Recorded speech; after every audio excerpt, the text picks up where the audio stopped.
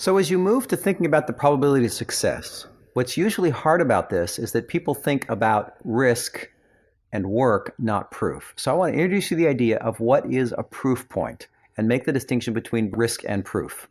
So if you look at this graphic of the cat, this cat is focused on, has its eyes on the prize and what it's going to take to get that. And that's what proof is about. He's in a bit of a hazardous situation. That's the risk, but you want to keep your eye on the prize. So to maybe illustrate this, let me give you an example. If you can rewind yourself to around the year 2000, HP had this idea for an ATM of photo printing. You can see this in this graphic here, a beautiful demo. They had done it really, really well and worked out all their customer needs, and folks were excited about it, and it's built on this really cool technology that just takes 4x6 prints and puts them out at kind of like that. So you go up, you stick your camera card, and you get a ton of 4x6 prints. Now, it may be hard to remember, but in 2000, there were billions and billions of 4x6 prints being printed in retail places. So the idea here is to have these kind of spread around, and we're going to use these to record meetings and share pictures of soccer games and things like that. So the ATM of photo printing. Now, when I started working with this team, I asked them, what are the risks in this project? And they said, essentially, supply chain. So you see, this is a unattended kiosk that has to run at a very high reliability at a very low price point. And so they're kind of right. You know, that could cause problems. That could cause the project to get delayed or go over budget. You really have to get that right. So they're right, but it's not really about what's going to make or break this project, you see. This is something that is a lot of work for HP, but doesn't really drive the proof of this project. So think of it this way. In the year 2000, make a list of all the companies that would be really awesome at consumer electronic supply chains and printing. And I think you'll realize that HP is maybe number one or number two. I mean, they're going to get this. So the interesting thing about this is these are all engineers. They love to do this kind of work. So this supply chain stuff and this design work is in their comfort zones. And so when people express this risk, they talk about things relative to their comfort zones. So I want to change the question a little bit. And I'm going to ask the question, what do you need to know personally before mortgaging your house and spending your kids' education fund to fund this project? So that's a very different kind of question. I'm really asking what is going to make or break the business idea, not what's between you and accomplishing the deliverable. And so if you think about this, which they did, there are many answers to this question, but the big question is behavior change. Now, at this point in time, they had studied it. Customers loved it. They tried it. But the question was, will people go out and do things differently when they stumble across one in the company cafeteria or near a soccer field? Are they going to be thinking about taking their pictures and putting them in camera cards and printing them and sharing with them each other and all that? Is there a kind of behavior change? And if that behavior change doesn't happen, this idea is dead.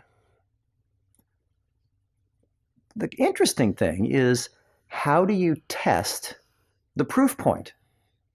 So the project plan is pursuing this work. They're doing an execution plan, pursuing the work. And there's nothing in the supply chain that will tell you anything about behavior change. So what they came up with was they saturated a zip code with prototypes. This was a headbender because the prototypes lost money and they had all these technicians on standby kind of ready to run out and work on them. And they ran this test for a while.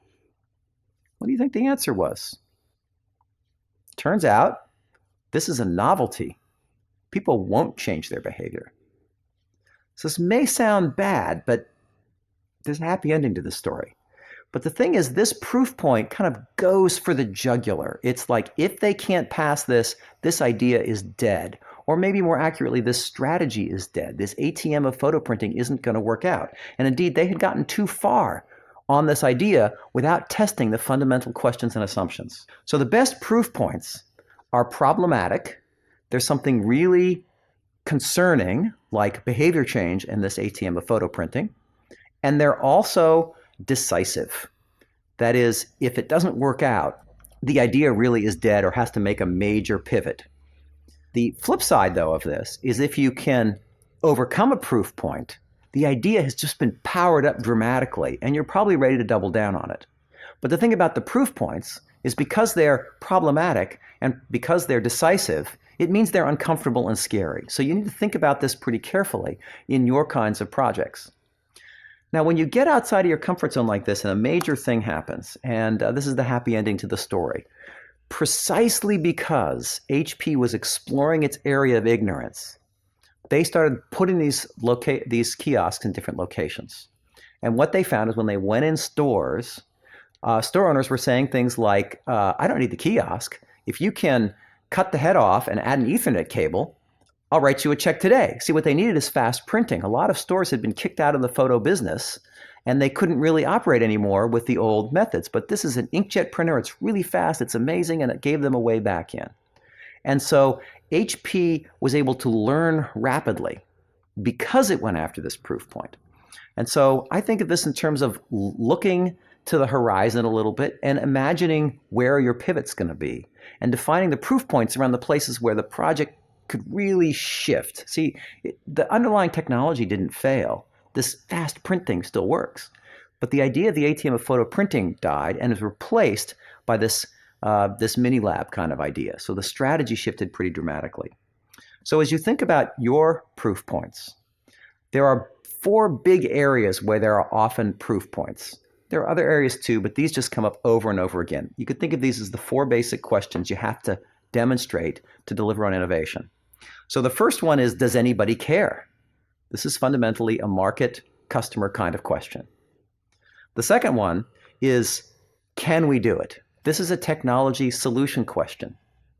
And most companies are strong at one or the other of these two, and they spend their time in their comfort zone, and essentially it's overworked.